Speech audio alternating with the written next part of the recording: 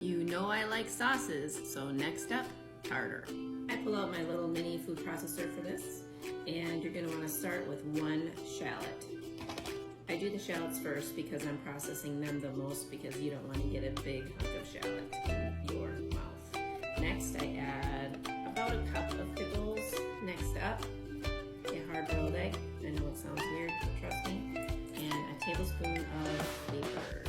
I'm also adding about a tablespoon of fresh parsley, and then about 3 tablespoons of fresh dill.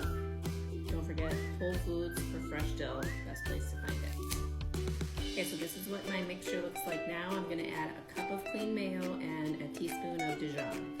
Starting to look more like tartar sauce. The only thing left is a packet of stevia and a good pinch of salt. You're going to store this in a glass container in your fridge, and you're going to use it on fish, obviously, but it's so good on veggies and other proteins. Are you like, Dr. Amy, how does this help with weight loss? Well, I'll tell you. When you add flavor to your foods, you are excited to eat from your food list that's helping you get rid of inflammation, get rid of toxins, and balance your hormones. You're going to want to eat these foods when you add flavor. And that's how it's going to help you with your weight loss.